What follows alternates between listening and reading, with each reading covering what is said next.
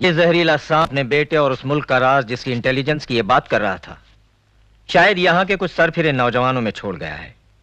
कहीं आप करीम और हरिहरन की बात तो नहीं कर रहे हैं? प्रिसाइजली। और आज तक यहाँ की पुलिस उन्हें गिरफ्तार नहीं कर सकी। सब जानते हैं ये दोनों गुट एक दूसरे की जानी दुश्मन है, लेकिन जब कानून के सामने आते हैं तो दोस्त बन जाते हैं। एक का नाम है करीम और दूसरे का नाम है हरिहरन। अपने फिरकों में सरताज हैं और आपस में जानी दुश्मन भी।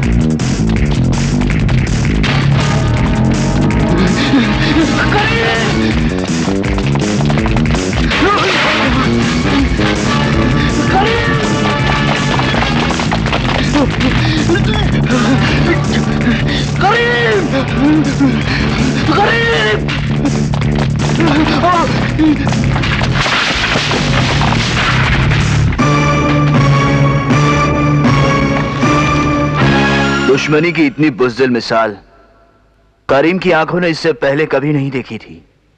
दुश्मनी किस तरह निकाली जाती है जाकर अपने हरिहरन को दिखा देना।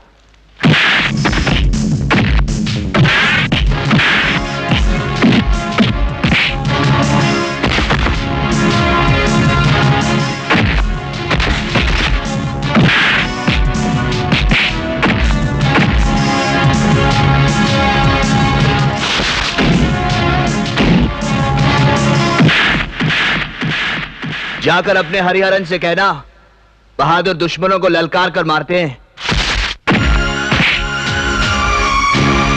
अगर गैरत न हो तो उस बेगैरत से कहना अपनी पूरी ताकत के साथ आ जाए। करीम और उसका एक एक साथी अपनी छाती खोले उसका इंतजार करेगा।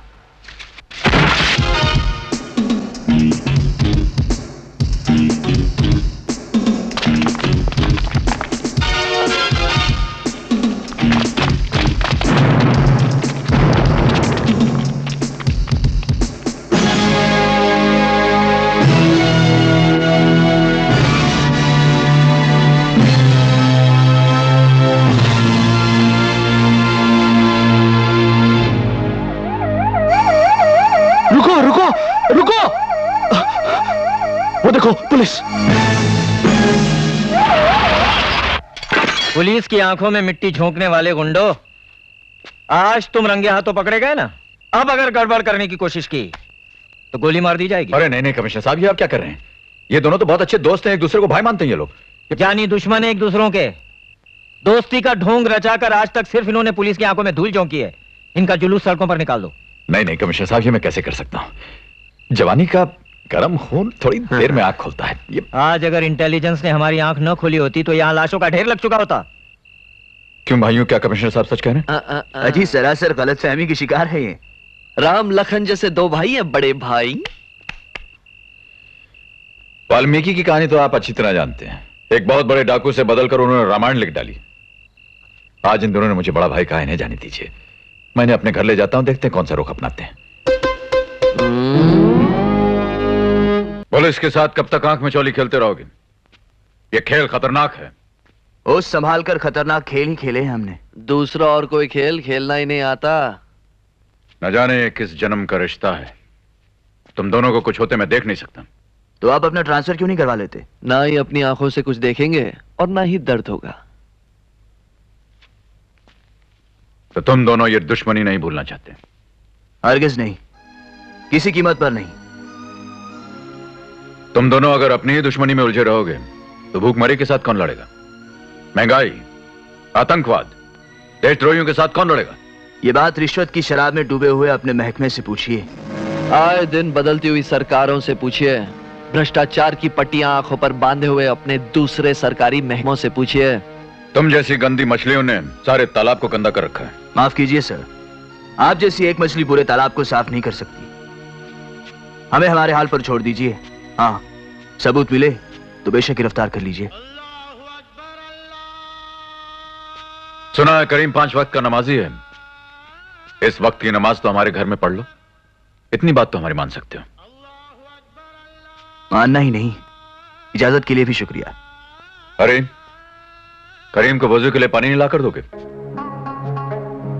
जब तक इसके बदल जाने का पूरा पूरा सबूत नहीं मिलता लाश पर भी पानी नहीं डालूंगा इसकी। सुना करीम, बात जानी दुश्मनी से दोस्ती के सबूत पर आ गई। बोलो क्या कहना तुम्हें इसके बारे में? नमाज का वक्त है, कसम खुदा की पहल मेरी तरफ से नहीं होगी। चलो कोई तो रिश्ता कायम हुआ।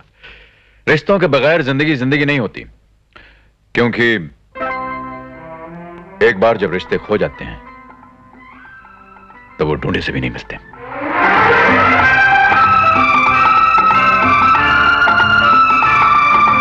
नहीं, ये तुम्हारे अंदर सुलगते हुए शोलों को बुझाएगी नहीं, बल्कि और भड़का देगी। शालू को मेरी जिंदगी से अलग करके आपने अमर को लोहे से फौलाद बनाना चाहता ना, तो जलने दीजिए, तपने दीजिए उसे। आप ही ने कहा था ना कि सख्त से सख्त फौलाद बनाने के लिए लोहे को सख्त से सख्त आग में जलाना पड़ता है, क्यों? हाँ, वो इस तरह हमसे बिछड़ जाएगी, ये तो तकदीर का दोष है अमर। मैंने तो सिर्फ चंद सालों के लिए तुम दोनों को अलग रखना चाहा था, ताकि उस अनाथ का प्यार तुम्हें पीछे की तरफ न खींच ले और तुम मुल्क के सबसे बड़े सिपाही बन सको। अनाथ जैसा तो मैं भी था अंकल।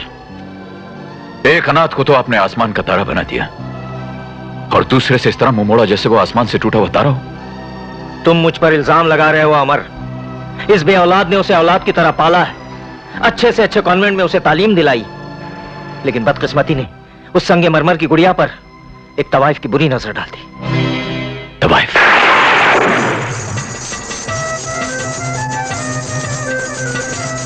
मुझे जाने दीजिए, मैं अमर के बिना नहीं जी सकती। कोठे पर सिर्फ आने के रास्ते होते हैं, जाने का कोई रास्ता नहीं होता चंपा भाई। बरसों ढूंढता रहा मैं, और जब मुझे असलियत का पता चला तो वो तवाइफ एक बार फिर उसे लेकर न जाने कहां गायब हो गई। ये बात आपने आज तक मुझसे छुपा कर क्यों रखी?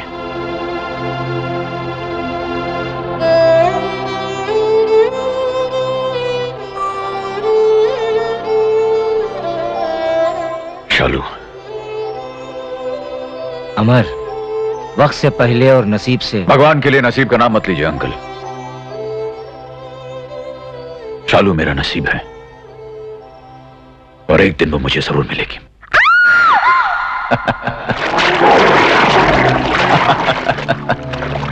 आपकी रिहाई के लिए तो हमने उस उल्टा को भूखे मगरमच्छ के हवाले कर दिया, और आप हैं कि अपनी आंखों को अपने दामन में कैद कर रही हैं। इन्हें आजाद कर दीजिए, ताकि आपकी आजादी का जश्न जी भर के देख सकें।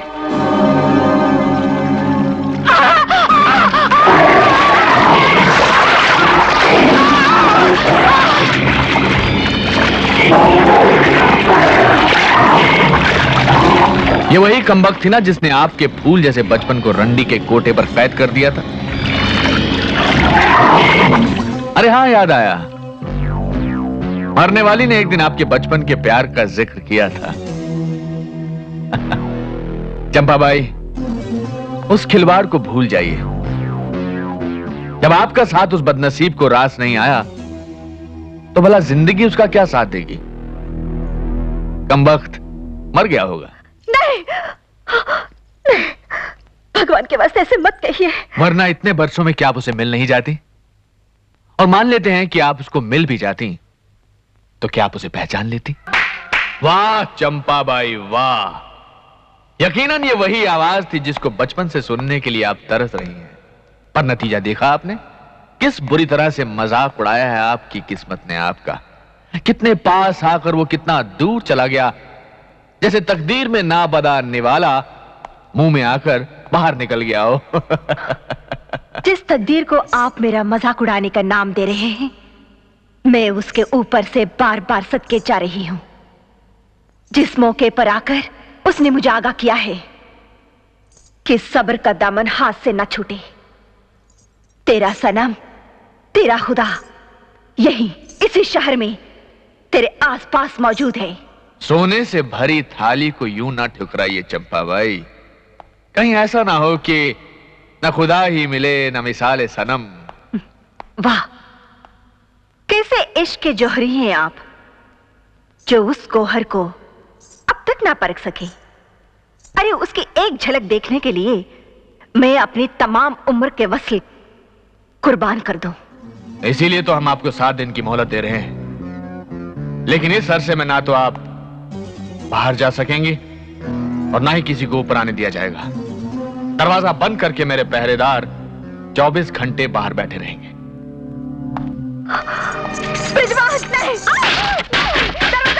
ब्रिजवान, दरवाजा खोलो, दरवाजा खोलो।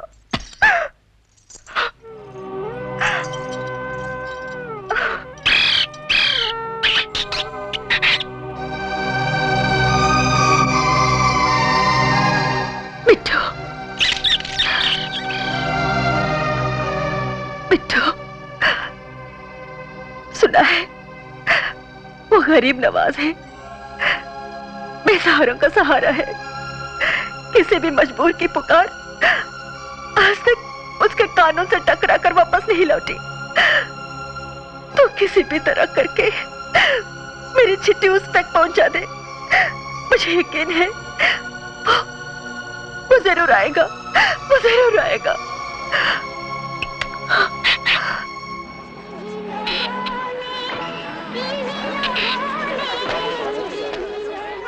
ब्रिजमान सेठ ने बोला है कि 7वें दिन का सूरज डूब चुका है और वो बड़ी बेसब्री से चंपाबाई का इंतजार कर रहा है।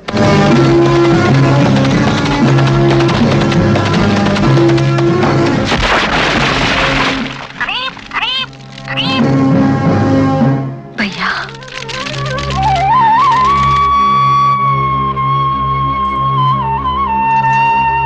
सयाद ने मेरे पर काट डाले, मुझे पिंजरे में बंद कर दिया, वरना इस नापाक जगह मैं तुम्हें कभी नहीं बुलाती। जिस जगह करीम लाला की बहन उसके हाथ पर राखी बांधेगी, कसम खुदा की वो जगह खुद ब खुद पाक हो जाएगी। भैया, जब हम भगवान से कुछ मांगते हैं तो उसकी आरती उतारते हैं, पूजा करते हैं। तुम मेरे लिए भगवान बनकर आई हो। खुदा के बंदे को खुदा का दर्जा ना दो बहन। मेरे हाथ पर राखी बांधो, इंशाअल्लाह मेरे जीते जी तुम्हारी अस्मत पर कभी आंच नहीं आएगी।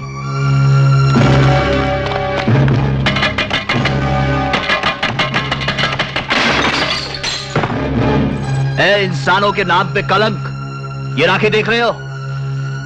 बहन ने अपनी हिफाजत के लिए अपने भाई के हाथ पर बांधी है। हम तेरे गले में कुत्ते का पट्टा बांध देंगे ताकि बहनोई के घर पे साला दुम हिलाते हुए अपनी बहन के आगे पीछे घूम सके। अल्लाहु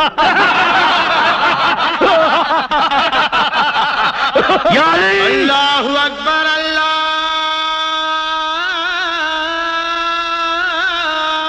अकबर, अल्लाहु अकबर। खुदाए बंदा करीम, ये कैसा इम्तिहान ले रहा है मेरा। एक सच्चा मुसलमान तेरी नमाज कज़ा कैसे कर सकता है, पर सच्चे मुसलमान का दिया हुआ कौल अब तेरे हवाले है।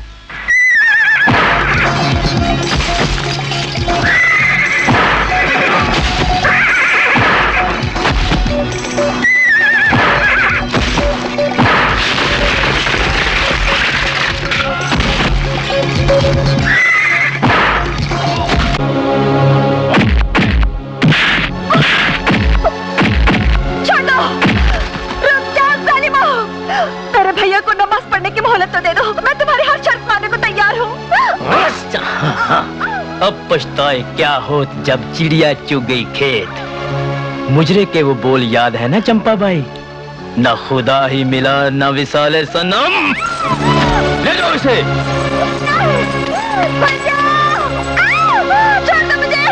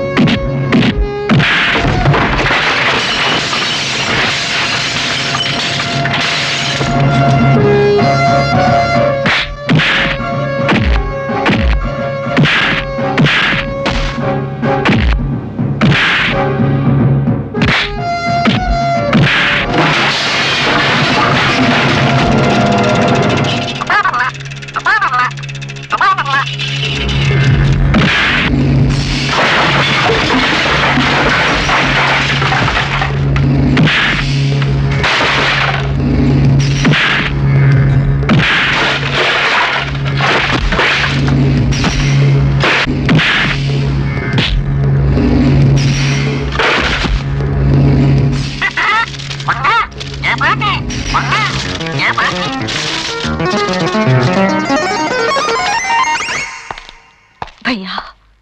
चलो बहन, आज के बाद तुम इस नर्क में नहीं रहोगी।